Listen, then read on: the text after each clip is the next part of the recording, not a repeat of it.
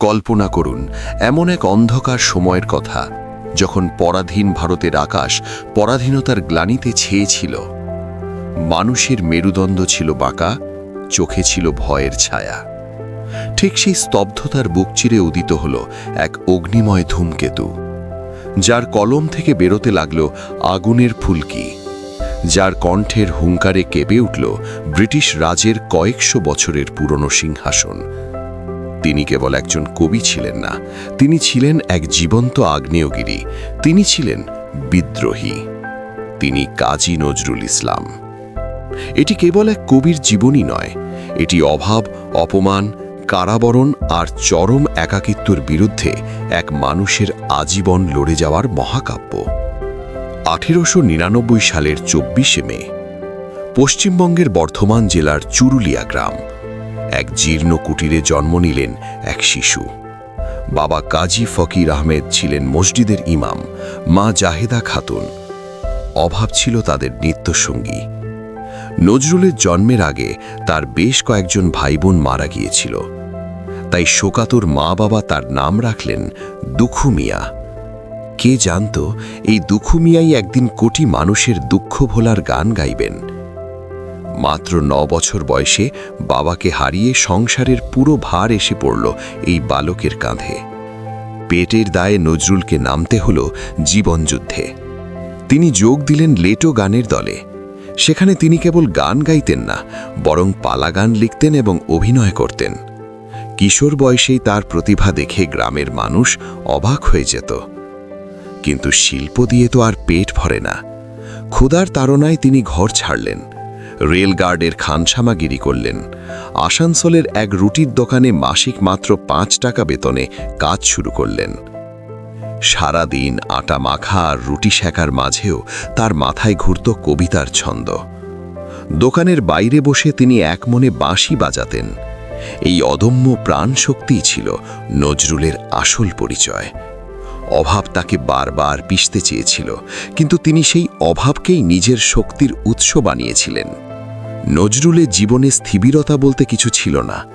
রুটির দোকান থেকে তিনি ময়মনসিংহে ত্রিশালে পড়াশুনো করতে এলেন, কিন্তু পাঠ্য বইয়ের ধরাবাঁধা নিয়ম তাকে টানত না। 1917 সাল, প্রথম বিশ্বযুদ্ধ তখন তুঙ্গে। 18 বছরের টগবগে যুবক নজরুল পড়াশুনো ছেড়ে যোগ দিলেন 49 নম্বর বাঙালি পল্টনে। করাচি সেনাবাহিনীতে বসে তিনি যুদ্ধের কঠোর পরিশ্রমের মাঝেও শিখলেন ফার্সি ভাষা, পড়লেন হাফিজ খাইয়ামের সাহিত্য। এই সৈনিক জীবনই নজরুলের লেখায় এনে দিয়েছিল সেই সামরিক শৃঙ্খলা আর বীরত্বের স্বাদ। যখন যুদ্ধের ময়দান থেকে কলকাতায় ফিরলেন, তখন তার হাতে কোনো অস্ত্র ছিল না, ছিল এক কালজয়ী কলম। 1921 সালের এক শীতের রাত, কলকাতা 3/4 সি তালতলা লেনের এক ছোট ঘরে নজরুল এক নিঃশ্বাসে লিখে ফেললেন বাংলা সাহিত্যের ইতিহাসে সবচেয়ে শক্তিশালী কবিতা বিদ্রোহী। বল বীর, বল উন্নত মম শির। পরদিন সকালে যখন এই কবিতা ছাপা হলো, সারা ভারতবর্ষ যেন কেঁপে উঠল। ব্রিটিশ পুলিশ স্তম্ভিত হয়ে গেল। কে এই যুবক যে সম্রাটের বিরুদ্ধে এমন স্পর্ধা দেখায়? নজরুলের কলম তখন তলোয়ারের চেয়েও ধারালো। তিনি লিখলেন ধূমকেতু, যা ছিল বিপ্লবীদের মুখপত্র। রাজদ্রোহের অভিযোগে ব্রিটিশ সরকার তাকে বন্দী করল। কিন্তু কারাগার কি নজরুলকে থামাতে পেরেছিল? হিলিপোর্ট জেল থেকে শুরু করে বহরমপুর, যেখানেই তাকে নেওয়া হয়েছে সেখানেই তিনি গেয়েছেন মুক্তির গান।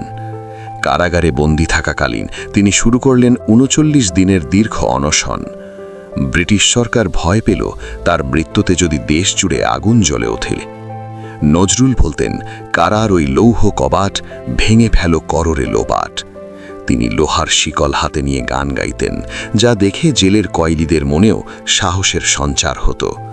তিনি প্রমাণ করেছিলেন যে শরীরকে লোহার শিকলে বাঁধা গেলেও মুক্ত আত্মাকে কোনোদিন বন্দী করা যায় না। নজরুলের জীবন যেমন যুদ্ধের, তেমনি প্রেমেরও। তার জীবনের অন্যতম ট্র্যাজিক অধ্যায় হল নার্গিসের সাথে তার সেই অমীমাংসিত বিয়ে। কুমিল্লার দৌলতপুরে তিনি যখন নার্গিসের প্রেমে পড়লেন, মনে হয়েছিল জীবন বুঝি এক প্রশান্তির নীড় খুঁজে পেল। কিন্তু বিয়ের রাতেই এক অনপ্রিত কারণে তিনি ঘর ছেড়ে বেরিয়ে এলেন। সেই বৃষ্টি ভেজা রাতে একাকী পথে হাঁটতে হাঁটতে তিনি হারিয়ে গেলেন অন্ধকারে। এই বিচ্ছেদ তাকে দিয়েছিল বিরহের সেই সুর, যা আমরা তার গজলগুলোতে পাই। পরবর্তীতে তিনি প্রমীলা দেবীকে বিবাহ করেন। এই আন্তধর্মীয় বিবাহ সেই সময় ছিল এক চরম সাহসের কাজ। সমাজ তাকে একঘরে করতে চেয়েছিল, কিন্তু নজরুল ছিলেন অটল। প্রমীলা ছিলেন তার সকল সংগ্রামের ছায়াসঙ্গিনী। নজরুলের জীবনে সংগ্রামের চেয়েও বড় ছিল শোক। তার 4 সন্তানের মধ্যে বড় ছেলে কৃষ্ণ মুহাম্মদ আর ছোট ছেলে বুলবুলের অকাল মৃত্যু তাকে মানসিকভাবে চুরমার করে দিয়েছিল। বিশেষ করে বুলবুলের মৃত্যুর পর কবি অনেকটা পাথর হয়ে গেলেন। যে মানুষটি সারা জীবন রাজপথ কাঁপিয়ে বেরিয়েছেন, সেই মানুষটি নিজের ছেলের শিয়রে বসে নিভুতে কাঁদতেন। এই শোক তাকে আধ্যাত্মিকতার দিকে নিয়ে গেল।